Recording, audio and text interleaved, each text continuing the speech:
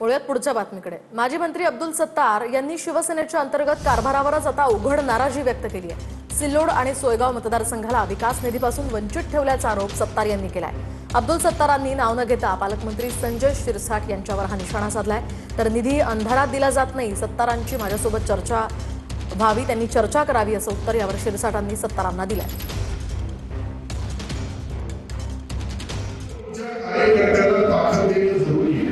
आपण गाव आपली मुंबई देणार नाही। समजा इथं 31 पैकी 28 अंके निवडून आले आणि 28 रुपये निधी मिळाला नगरपालिकेला, तर पुढच्या लोकांनी आपल्याला निवडून दिले पाप झाला असेल तर पुढच्या वेळेस शिवसेना नावाचा पक्ष सिल्लोडमध्ये राहतो।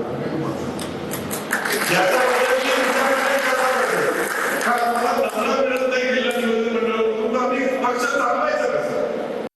त्यांनी काय तक्रार केली ती मी काही ऐकली नाही किंवा वाचली पण नाही, आणि कुणाला किती निधी दिला याचा हे रेकॉर्ड हा आमच्या कलेक्टर ऑफिसमध्ये असतो। निधी हा काही गपचूप अंधारात दिले जात नाही, म्हणून अशा तक्रारी वगैरे जर असेल तर त्यांनी माझ्याकडे यावं, माझ्याशी चर्चा करावी, मी त्याच्याबद्दलचं स्पष्टीकरण